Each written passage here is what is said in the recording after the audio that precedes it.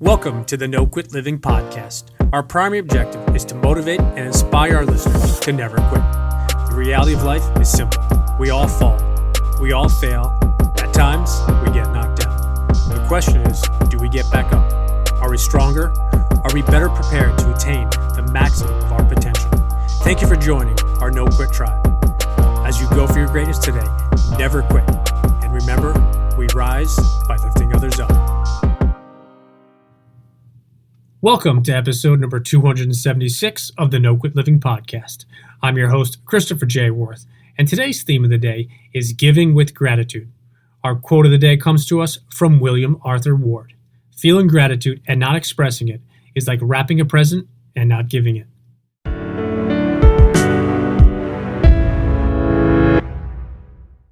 I've been looking forward to today's episode since I first recorded it a couple weeks ago.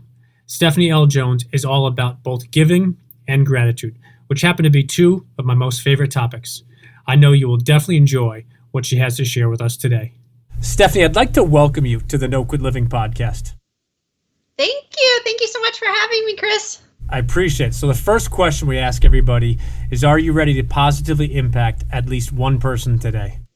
Absolutely. It's my goal every day. I think that's an awesome goal, and it coincides with exactly what we try to do here at No Quit Living. So with that in mind, the number one objective of our show is to motivate and inspire listeners to never give up. And I was curious if you yourself have either a no-quit story or perhaps a really challenging time where you could have given up or given in, but you didn't.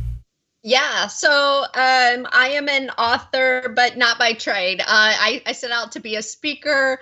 I went on a little journey, 522 days, giving a gift every day, blogged about it every day, and people kept saying, you should write a book, and being very transparent. I hated writing, terrible at grammar. Like, if you read my blog, it was terrible. And but I felt this pressure of like, tell the stories, tell the encouraging stories. My whole goal, it's funny you talked about the first question, was me, one person looking for a way to make a difference in one other person's life every day. And I had those stories. And at the end of the day, that book took me about 5 years to write because I quit so many times. But I had so many people in my life. Like, we're not successful because of what we do. We're successful by the people that we surround ourselves with. And so I think that's important when you do have a goal or you're working towards something, you tell people, because like at the end of the day, I finished it for two reasons. I was tired of people asking me, when's your book going to come out? And two, my husband, I would break down crying. He's like, get back in there, like work on that book. So that is my no quit story of, even though it took me 5 years, I got my first book out. That is awesome. So I want to touch on something you said that really stands out. So 522 gifts, if you wouldn't mind just briefly touching on. And also, question I have is what made you stop at that point, and why 522 as opposed to 500 or 525? I'm always curious because sometimes there's like a really good reason why, as far as my favorite number, or May 22nd I was born or something. So I wanted to get your perspective on that. Yeah, no. So actually set a goal to do a gift every day. So me, one person, looking for a way to make a difference one other person's life. My definition of a gift was give and expect nothing in return. And so it may be a thank you note to somebody. It may be at the grocery store letting someone go in front of me. It may be paying for somebody's groceries behind me. The UPS man shows up and I, random day, give him a box of chocolates or bake cupcakes for the boys next door. Like, small and big things. The 522, I hit my year and I decided it had become a lifestyle for me. Giving for me now, I started January 1st, 2011. And I did 522. I was on a business trip and stuck in the office all day. My boss and I went out for a really late dinner, got back to the hotel. We were in the lobby. I was working on my laptop. I looked down and it said like 1217, 1218. And I literally screamed in the lobby like, oh no, I didn't give a gift for the day. And she tried to make me feel better. I was like, well, you were kind to the waiter this evening, like just building me up. And I was like, my mission was not about being kind. It was about being intentionally looking for opportunities to give. And being kind was not intentional. I didn't do anything extra. I didn't leave that waiter a kind note or an extra tip or anything like that. So I didn't pick, day 522 was my last day. I took a little break, but I missed it. And I say I've been giving a gift every day for years. That is amazing. And I think the simplicity of not the act of giving a gift, because I think whether you're buying something, sending it, you fill in the blank, but the simplicity of trying to impact one person every single day. And I think the timing of this episode is coming out during not only this pandemic, but these very difficult times we've had in the United States the last couple of weeks. And I think something that I took what you said is about being intentional and about being kind and having that impact. And I think about the very simple perspective, and obviously the first question I ask is, are you ready to positively impact at least one person? And everybody says typically, yes, let's do it. And I've yet to have somebody say, nope, I don't want to do that, which would be interesting in itself. But my point is, think about where we would be as a country. Forget the pandemic. If this was just a normal year, let's call it, I'm not sure what normal is anymore. But if everybody tried to impact one person, and to your point, the perspective you shared about maybe it's buying somebody a cup of coffee, it's holding a door open. If you went back and listened to every single one of my wrap-ups on my show over the last 2 years, you'd be shocked in a good way, because I talk about different challenges at the end of each wrap, and something I'll say sometimes is, hey, do something today with zero expectations in return. And I think that, for me, is the true definition of giving. Giving is not with an expectation, or I'm not doing this for Stephanie because she then in return is going to do this for me. It's I'm doing this, or I'm providing this, or I saw this book or this whatnot, and I really thought that Stephanie would enjoy it, so I'm going to send it to her, or I'm going to give it to her just because I thought she would like it and it would make an impact on her. And that's the only reason. I think that's where people miss the concept of, like, well, if you did it for $5, what did you get in return? Or, how many gifts did you get? And that's where you kind of want to say, not speaking for you, but no, that's not it. It's not for me. It's for the other person. But the reality of that, and maybe I'd love to get your perspective, is out of those 522, didn't you by default feel amazing about the fact that you were giving to others? Oh, 100%. And if you don't mind, I want to touch on that, like giving and receiving something, because I always bring that up. I do a lot of speaking around this topic, and I'm amazed at how many people come up to me afterwards and they said, that was the piece that I was missing. Like, I think of myself as a giving person, but I did X, Y, and Z, and I got so frustrated because I didn't get a thank you note. Or I got so frustrated because I didn't get the reaction that somebody wanted.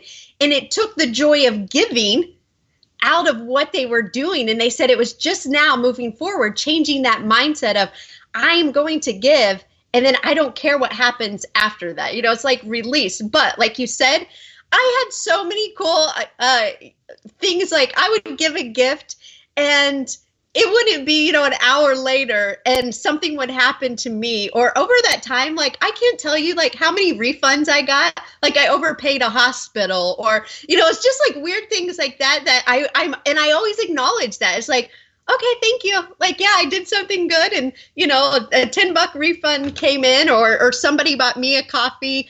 My husband and I were at a drive-thru one day, and I'd given a gift earlier in the day, and somebody paid for, we were at the Dairy Queen and paid for us, and I was like, it does. And I'll tell you, I've seen less depressed days. Like, I rarely have depression, and that was something I'd struggled with before.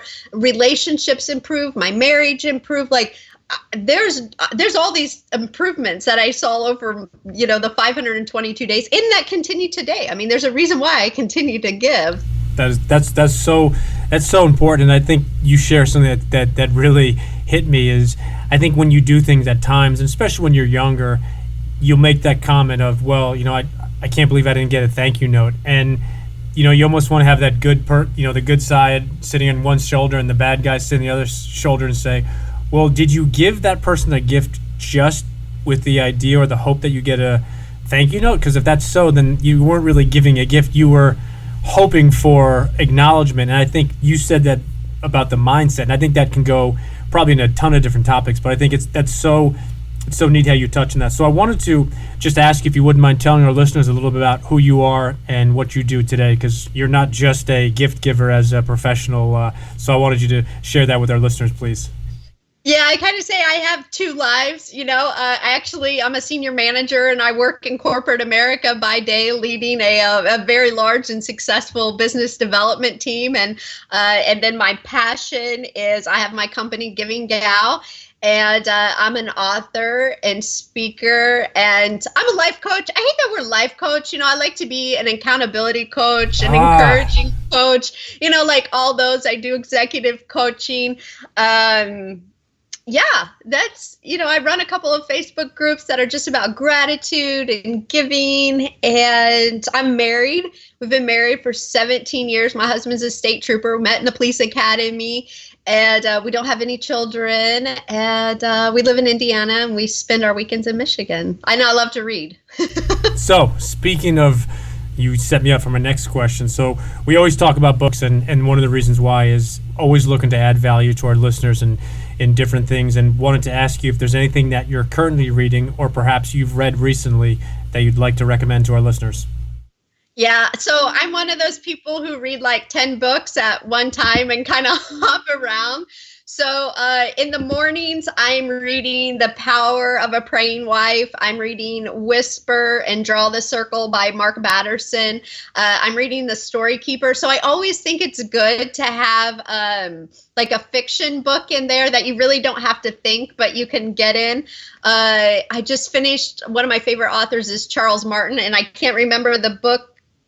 Crap, he just came out with a new book, and I read it. So anything by Charles Martin, I love. I'm reading a book called Factfulness, which is very interesting, especially in these times about, we get very emotional about things, but it really digs into some of the major issues we see around the world. And I love it on the positivity note, because sometimes it's like if you dig into the data, we have come a long way in education. We have come a long way in poverty, like all these different areas. So that's kind of a heavier book. I can only read, like a chapter every now and then, but those are some that I'm reading.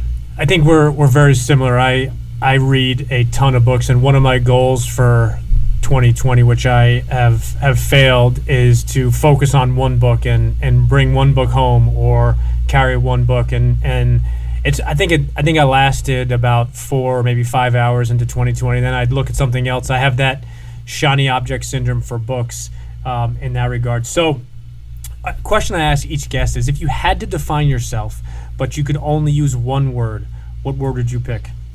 Yeah, giver.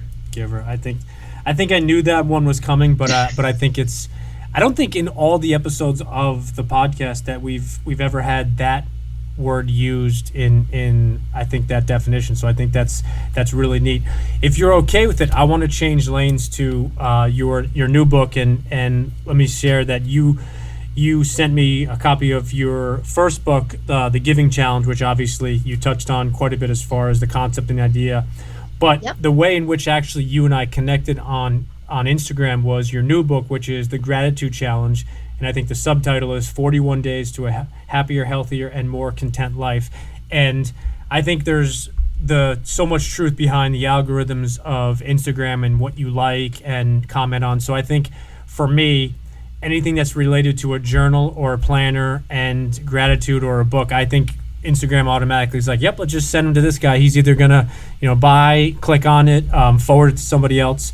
So giving is obviously one very powerful word, and I think the other powerful word is gratitude. So how did you go from giving to gratitude? Because it's something that I talk about quite often, and it's also something that I do not only my every day, my morning routine, but also my evening routine. So how did it all start, and then what got, I guess, the idea concept into a book? Yeah, so actually back when I was in the police academy, that was like my former life, my sister, when I graduated, gave me a gratitude journal and said something, Oprah wrote down 3 things every day that she was grateful for. And so I kind of did that off and on. And at some point, what I found during the giving journey is when you start to give outside your circle, and this is very relevant for the time that we're in. A lot of times is our friends look exactly like we do and they live in our same neighborhoods and everything like that. But when you stretch yourself in giving and you start interacting with people who don't look like you, or maybe on a different socioeconomic level, for me in my giving journey, interacting with homeless people, like not just giving them money, but like shaking their hand and hugging them and doing everything, is then you start to be grateful. You start to recognize, like, what am I complaining about? Like, it's freezing here in Indiana and I have a home to go to. I have blankets, my fridge. And so I really started noticing the more I gave, the more I stretched myself in giving, the more grateful I became, and got into this habit of every day writing down 5 things I was grateful for, but not just, I always say the things we see on social media, I'm grateful for my health, my family, whatever, my kids, is really stopping and pausing and looking around and taking in your environment. We live in this busy world, this busy, like, go fast, and we don't pay attention to the small things in life. And I actually was standing on stage speaking, and I told the audience, go out and get a gratitude journal. It was like God shined a light, said, like, give them a resource. They could come back to your table. They can get your Giving Challenge book. It starts them on that journey to set up a habit of giving. Like, create the same thing. And so I started thinking about my life, went back through my gratitude journal, pulled out stories. And then I realized that there were stories I couldn't tell. Gratitude helps us through difficult times and challenging times. But I started noticing people in my life, people that had cancer, people that had lost a child, someone that almost committed suicide, drug addict.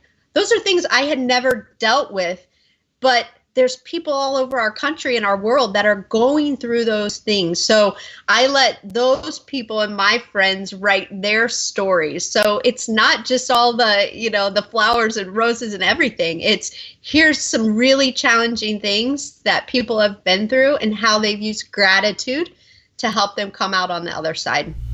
I think that's really important that you mentioned that, and using gratitude. And I guess a simple question is, for any of our listeners that maybe do not use gratitude or have not even thought about it to that perspective, is there one simple step that you recommend how somebody could, I guess, slowly walk into it, as opposed to, because to your point about this world we live in, I find it's not 1 mile an hour, then 2 mile an hour. It's 0 miles an hour to 100 miles an hour. So for those listeners that, I guess, 2-part question is, one, that have not used gratitude, if there's one recommendation that to ease into it. And then the second is for people that are doing it but not consistently, do you have maybe a piece of advice also?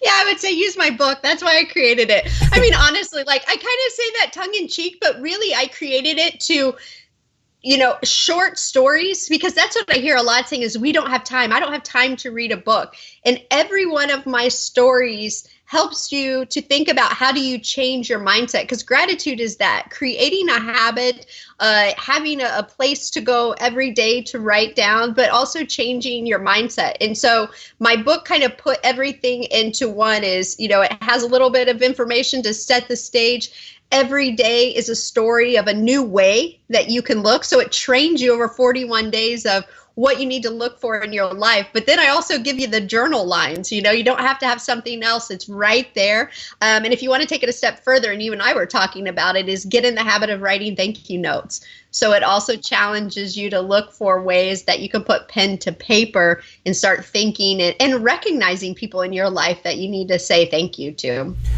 I love that, pen to paper. I know in today's day and age, there's apps being created almost on a probably minute by minute basis, and everything is teaching people to be quicker, faster, more efficient. And I think something you said really stood out to me is, well, I don't have time to read a book. And I almost want to strangle people when they say that I don't have time, because the reality is, just because technology is faster, just because you can get a book or a movie faster to your computer, to your tablet, to your TV, it doesn't mean that time is different. We still have the exact same 24 hours. So I always tell people, I say, well, what that means and what you're saying is, reading that book or reading a book is not a priority for you, which is fine.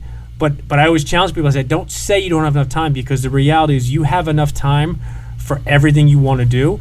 the question is, do you prioritize what's important and what's not important? So one of the notes I read, and as I said, I'm day, or I didn't say this, but I got the book from you, and I think I'm day 6 or day 7 into it, which is really cool, and I appreciate that. But wanted to ask you, why the 41 days? Was there a reason behind it more than maybe just your 41 best days, or is there something else? I'm kind of intrigued to hear your answer.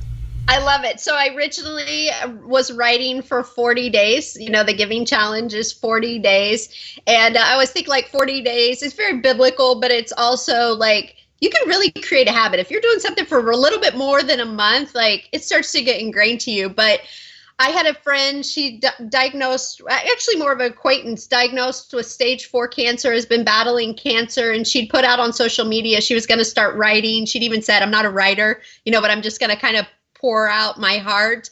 And I looked how she was living life with cancer, and I just sent her a message and said, first of all, you're a writer. You're putting it out there. You need to change your mindset and tell yourself you're a writer. But I'll give you an opportunity if you want to tell your story to be a published author within my book. And she did that. And so it was kind of a last minute ad, and I love it and she's the I'm grateful for cancer story in the book. And she just lives life beautifully, and she has probably lived longer than she should have, and just keeps fighting every day. And you talk about that positive mindset. I mean, just incredible. So 41 days, it wasn't intended, but I love it because I get to share a little bit about Jessica's story.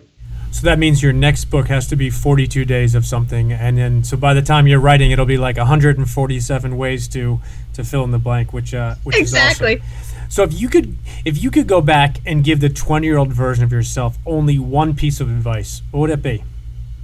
Oh, that's a good one. Oh. I think like you don't have to control everything. Like there doesn't have to be a plan. I'm very much a planner. I have to know what's going on and be willing to walk through scary doors.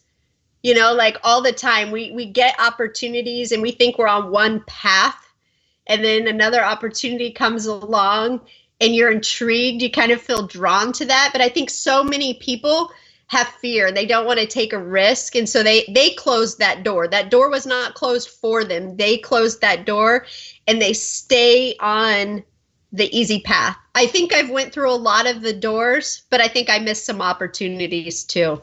No, I think that's great advice. And a question I ask that I always find fun is, if I had the opportunity to grant you dinner with anybody, dead or alive, who would you pick and why? Right now, Sarah Blakely. I love her. Founder of Spanx. That's awesome. So if we could set up a double date, not on a romantic perspective, but you can have dinner with Sarah, and I'd love to have dinner with her husband, Jesse Itzler, because he's just done some amazing stuff. So I think that if you can figure that out, or if any of our listeners can figure that out, please reach out to myself or Stephanie, and we'll definitely make that happen. So earlier on, when you talked about not being a fan of life coach, you talked about accountability coach, and that's something that hits me. We have a clothing line and everything is #accountability. So I wanted to ask you, how do you personally define accountability, or possibly what does accountability mean to you? Yeah, for me, accountability is, I'll just speak in like goal setting. Anytime you're working on a goal, I'm big on sharing it or telling it to someone that you trust, someone that is not going to talk you out of it, someone that is not going to give their opinion. They are solely there to, if you said, I am going to write 20 minutes every day, that you got to check in with that person every day, and they are holding you accountable to that. And I think a lot of times we do a lot of talking, but what's missing and why people don't succeed on their goals or what they're pursuing is there's no accountability. But then you have to be okay when somebody comes back to you and says, hey, I thought you said you were going to do 20 minutes every day. You're day 3 in and you haven't done what you said you were going to do. So you touched on quite a bit, and I think it was really neat how you touched on the goal setting perspective, and then you take it down a step to, if you're going to commit to writing 20 minutes a day. I think it's so important, and it's something that I talk about all the time, is accountability partners. And I think similar to the word mentor, but different from the word coach, because you pay for a coach, and a mentor or an accountability partner is somebody that, to your point, you trust, and somebody that's going to hold you accountable to. And to your point specifically, okay, so you're day 3 into this, it's 10 p.m. and you haven't done it, haven't checked in with me, make sure you get it done. So I love that. You touched before about the whole idea and concept of pen to paper, and I talk about a lot the importance of journaling, and I think journaling is similar to the life coach. I think a lot of people think of it as a diary, like Dear Diary and all these things, and I think what I always try to teach my clients is the importance of, and the difference of, when you actually have a pen or a pencil in your hand and you put it down on paper. It's very different, the actual connection, and there's science behind why and how it's different from technology and doing it on a phone or a tablet. So for maybe any of our listeners that have not utilized journaling or gratitude journal in any way, is there like a really easy step for somebody to kind of just get started with it, maybe similar to what your when you received your journal way back when after the police academy? Yeah, I think the first step is like sit down and write. Like that's what they always say about authors. I mean, it's so simple and you chuckle, but that's the hardest thing for writers. So I think it's the hardest thing for people to journal, is like commit to sitting down, opening, a notebook and writing. And then I think people get so caught up in like, what am I going to write about? I don't know. Don't worry about that. Write about what you're frustrated. Write about something good that happened. Write about a conversation. Like, don't feel the pressure. I think so much time we put pressure on, it has to be perfect or it has to be this specific thing. Like, don't worry about that. Just commit to the time. Again, creating that habit, even if it's 5 minutes. I work with people who want to write a book, and it's like, okay, then how much are you writing? Oh, I'm really not writing. Okay, then you got to create that habit of, when are you going to do it? How long are you going to do it? And then put the pen and paper. No, it's easy, and I think there's a good friend of mine, Brian Kane. He's a mental performance coach, and he talks about how the start is usually what stops most people. So for any of our listeners out there, if you're thinking about the gratitude perspective or you're thinking about the journal, just take Stephanie's advice and just get started. And even if it's only 5 minutes a day, I think what I love about both of your books is 40 days and 41 days is it becomes a habit. And I know you've read and heard a bunch of the stuff that I've heard is that it takes 21 days or 30 days for a habit, or I think fill in the blank. There's no scientific proof that anybody that I've read that says it's exactly 41 days and 6 hours. But the reality is no book, no journal, no gratitude process, no giving, no gift is ever going to start itself. So for our listeners who want to connect with you and then follow you on social media, I wanted to ask if you wouldn't mind sharing that. But also for our listeners who want to find out more about you and maybe even purchase some of your books, please share where they can do that as well. Yep. So givinggal.com, and I have a shop there. I actually have a book bundle. And then I'm on Instagram, giving_gal, Facebook, Giving Gal. And then my email address is Stephanie@givinggal.com. I love to connect with people. That's what I love, is when people read the books and then they write to me and I develop this relationship. I've had some cool, it's like, who cares about writing? And it's all about the connections for me. So reach out if you have a question. That is awesome. I give my email address to every single time I'm on a podcast as well. And to your point, it's all about connection. And I think what people miss in this craziness of technology is everything is all about relationships. Doesn't matter if you connect via Instagram or Snapchat or LinkedIn. Ultimately, there's a connection. So I definitely recommend our listeners to connect with you. And then last question I have for you is if you have any parting words you'd like to leave with our listeners today. Yeah, well, I think it's kind of where we started, is I always end on a challenge, is find one way each and every day to make a difference in some other's life. And the way that you do that is in 3 short steps. You have to get up in the morning and you have to say, I'm going to give a gift for the day. 2, you have to look for the opportunities. What I found is there are opportunities to give and make a difference in others' lives all around us, but you have to stop and look for them. And then 3, which can be the most difficult, is when you see that opportunity, you take action. I love it. I absolutely love that last piece too. That's what we talk about all the time here is taking action. So Stephanie, I can't thank you enough for joining us. Again, thank you for your books. And for our listeners out there, definitely connect with Stephanie on social media. And I personally challenge each and every one of you to connect with her, she gave her email address as well as her website and also her social media handles. So Stephanie, thank you so much for joining us, and I hope that you and I can connect again soon. Sounds good. Thanks, Chris. Maybe that double date with Sarah and Jesse.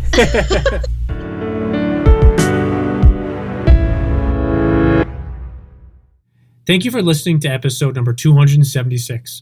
Stephanie gave a gift every single day for 522 consecutive days. If that doesn't truly define what it means to be a giver, then I definitely don't know what does. Stephanie's philosophy on giving with zero expectations in return is something that we often discuss. Stephanie's parting words were absolutely spot on. Find one way every single day to make a difference in someone else's life. So I challenge everyone, myself included, to make a difference in someone else's life today, and do so with zero expectations in return. And remember, we rise by lifting others up. And lastly, to our listeners, thank you. We truly appreciate your time, and we hope our episodes inspire you to keep on attacking life and never giving up. To quote Dr. Norman Vincent Peale, it's always too early to quit.